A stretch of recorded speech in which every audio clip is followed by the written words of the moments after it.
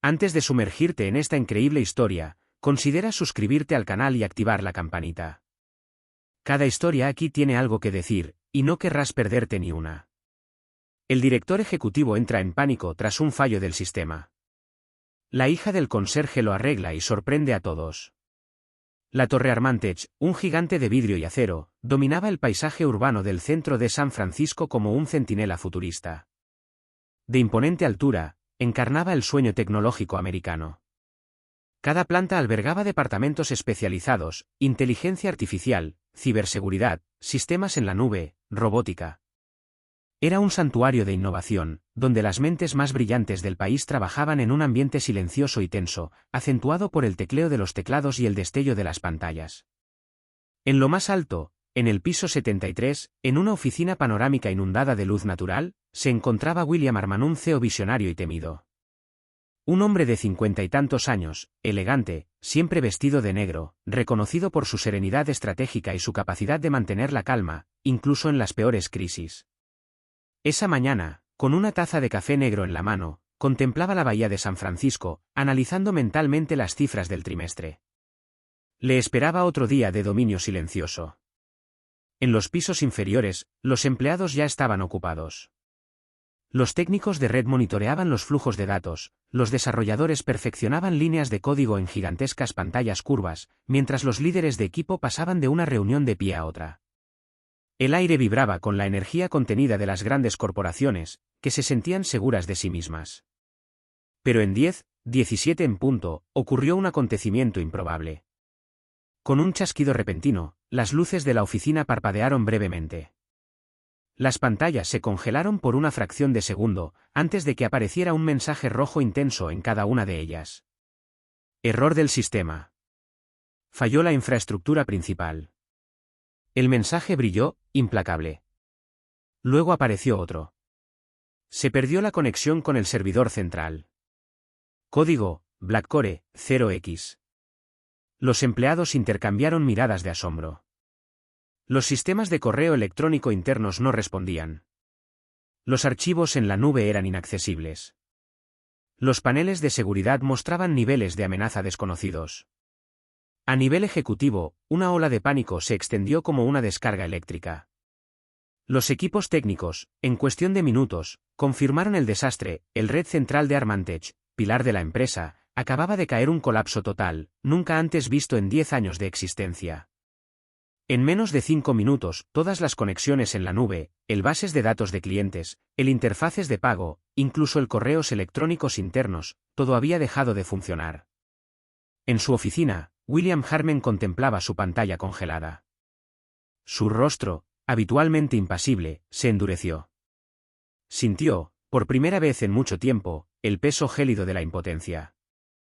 Saltó y tiró su taza sobre la alfombra. «Llamen al equipo de TI». Inmediatamente, él rugió. Su asistente saltó. «Llamen a Mason, Jenkins, Rodríguez y a todos los del núcleo del sistema. Activen el protocolo de emergencia de nivel rojo. Y cierren las salidas. Que nadie salga de este edificio hasta que esto se solucione». La alarma silenciosa de crisis ya se estaba activando. Las persianas de seguridad se abrieron en algunas puertas. Los ingenieros entraron en tropel a la sala de servidores. La incredulidad se mezclaba con la angustia en todos los rostros. El corazón de un imperio tecnológico latía repentinamente en el vacío. Y en lo alto de la Torre Armitage, William Hartman comprendió que, a pesar de los miles de millones invertidos en tecnología, el gigante tenía un talón de Aquiles. En el sótano de la Torre Armitage, lejos de las lujosas oficinas cubiertas de cristal pulido y los espacios de colaboración de diseño, el aire era más denso y silencioso. Las luces de neón parpadeaban ocasionalmente sobre los pasillos técnicos, y el olor a betún rancio flotaba en los rincones olvidados del edificio. Aquí es donde trabajaba Miguel Rivera, un hombre discreto de unos 50 y tantos años, con la espalda ligeramente encorvada por años de duro trabajo. Era el conserje de la sombra invisible para quienes servía. Cada mañana, antes de que el sol penetrara los ventanales del piso 73, Miguel barría los pasillos, vaciaba las cestas rebosantes de café desechado y pulía los ascensores cromados que los ejecutivos usaban sin una palabra de agradecimiento.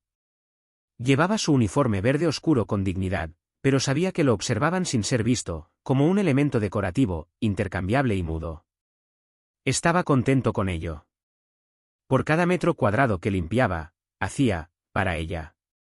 Su hija, Camila Rivera. Camila, de 17 años, lo era todo para él.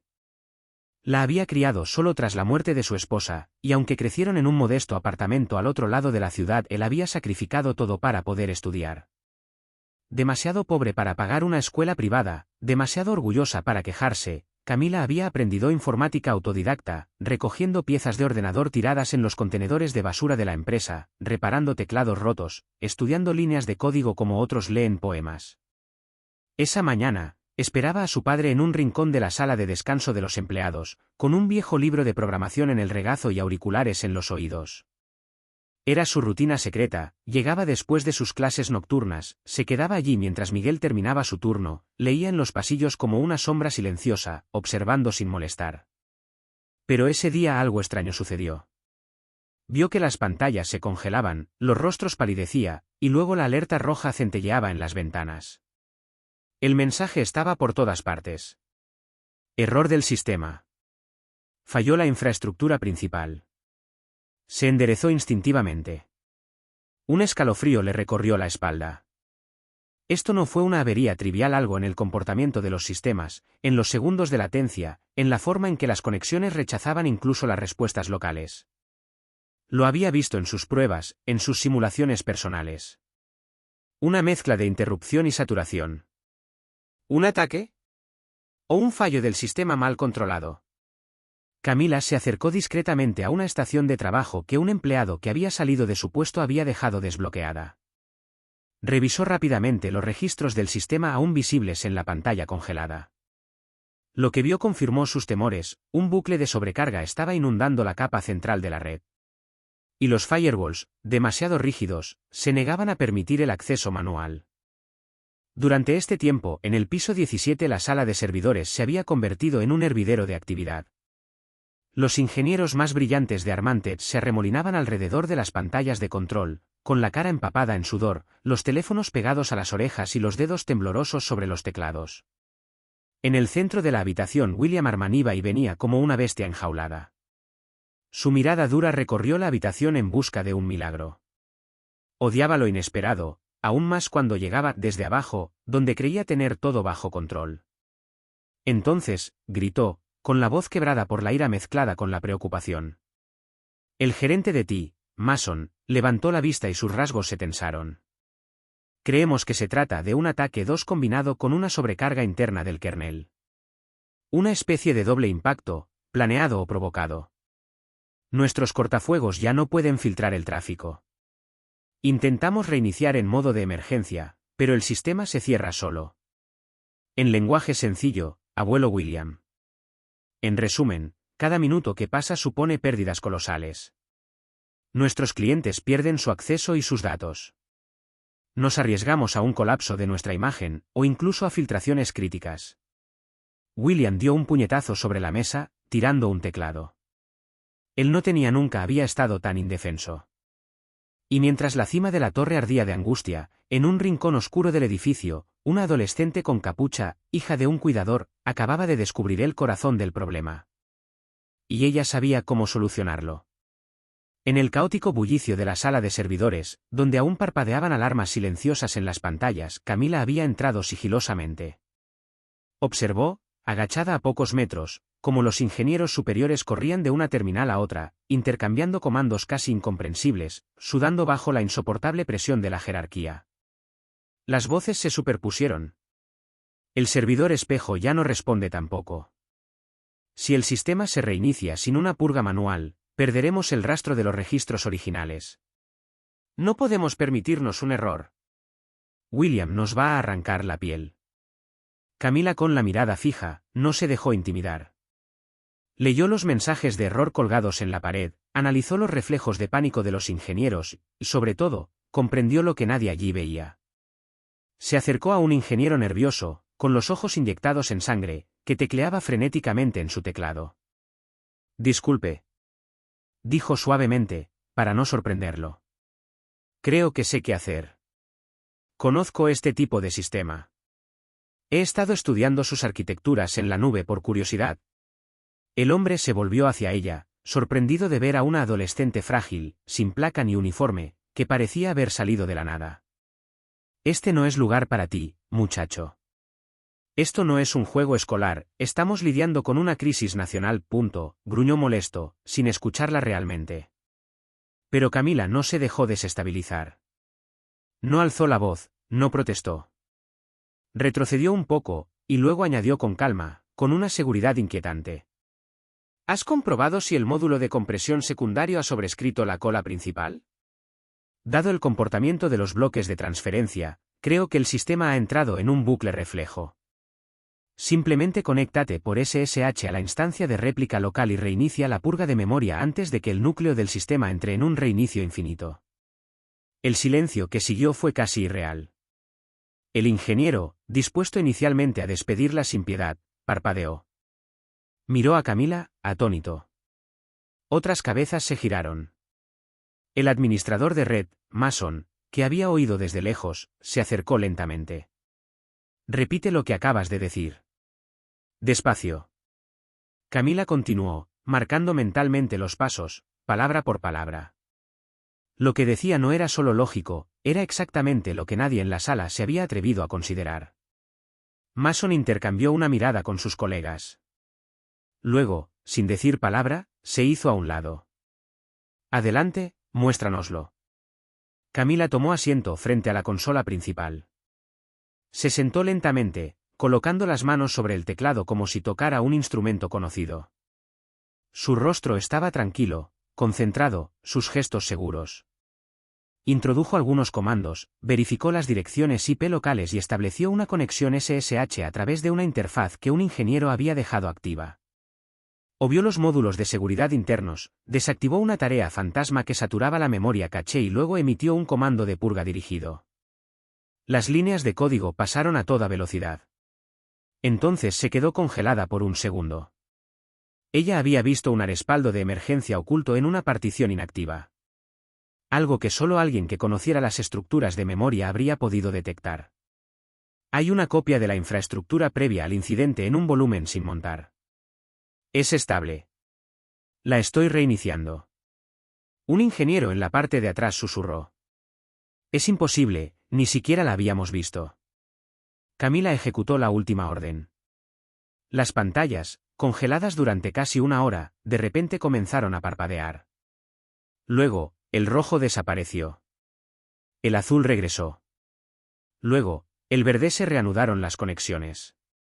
Los datos volvieron a fluir como una marea renovada. Una ola de alivio recorrió la habitación. El sistema acababa de volver a estar en línea. Al principio, hubo silencio. Incrédulo. Luego, como un dique al reventar, estallaron los aplausos. Un ingeniero se hundió en una silla, jadeando. Otros sonrieron por primera vez en todo el día. En medio del alboroto, William Hartman acababa de entrar.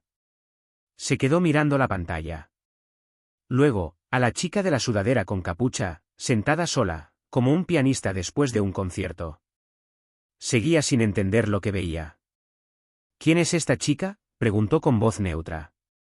A la entrada de la habitación, Miguel Rivera acababa de llegar, sin aliento, con la escoba aún en la mano. Reconoció a su hija, rodeada de ingenieros atónitos. Miró a Hartman, directamente, con los ojos húmedos de orgullo. Ella es Camila. ¿Mi hija? William Hartman, aún conmocionado por los acontecimientos, descendió lentamente hacia la sala principal. Ya no era el titán confiado de unas horas antes, sino un hombre consciente de haber escapado por poco de una caída, y de haber sido salvado por una mano inesperada. Observó el amplio salón, donde los empleados regresaban lentamente a sus actividades. Allí, al fondo, cerca del ascensor de servicio, la vio, Camila Rivera. Estaba sentada en un banco de metal, con los dedos aún negros de polvo digital y su enorme sudadera con capucha colgando de sus hombros. Pero lo que más brillaba no era su ropa ni la luz del techo, sino, sus ojos, dos llamas brillantes, encendidas por la pasión, la lógica y la curiosidad. William se acercó lentamente, casi con cautela. Tú, salvaste a Armand Techoy. Hizo una pausa. ¿Has considerado alguna vez hacer prácticas con nosotros? ¿Una beca? Quizás incluso un puesto en nuestro equipo de I+D. Camila lo miró, un poco sorprendida. No estaba acostumbrada a que la gente de traje le hablara en ese tono. Una leve sonrisa se dibujó en su rostro. Siempre quise aprender. Siempre quise estar aquí. Pero a menudo me decían que no pertenecía aquí. Ella miró a su alrededor y luego añadió. Hoy creo que finalmente lo he conseguido. William, conmovido, no respondió de inmediato. Sacó de su chaqueta una placa blanca con letras doradas, la reservada para los miembros de la unidad técnica de élite de la compañía. Se la entregó a Camila. Este mundo necesita cabezas como la tuya. Y aún más corazones como el tuyo. Bienvenida a casa, Camila. 6 meses después. En un auditorio moderno, bañado de luz y lleno de inversores e ingenieros de todo el mundo, Silicon Valley, una figura femenina caminó hacia el escenario. No llevaba un vestido elegante ni un traje de oficina. Solo un pantalón negro sencillo, una camiseta sencilla y una laptop llena de pegatinas de lenguaje de programación. Camila Rivera. De aquí en adelante becario oficial en la división de I+D avanzada de Armantech, se disponía a presentar el fruto de varios meses de duro trabajo, un algoritmo de seguridad adaptativo, capaz de anticipar fallas del sistema basándose en patrones de comportamiento no convencionales. Un proyecto tan innovador que varios expertos de alto nivel no habían logrado conceptualizarlo antes que ella. Ella habló, con voz tranquila pero segura. Vengo de un mundo donde reparamos con cinta adhesiva y piezas recuperadas. Donde cada error es un maestro silencioso. No aprendí este proyecto en un aula, sino en los márgenes, entre paredes olvidadas. Y, sin embargo, funciona. Porque la lógica no requiere pedigrí ni privilegio, solo un espíritu libre. En la habitación William Arman estaba sentado en primera fila. Esta vez, no estaba en su oficina dando órdenes. Estaba escuchando.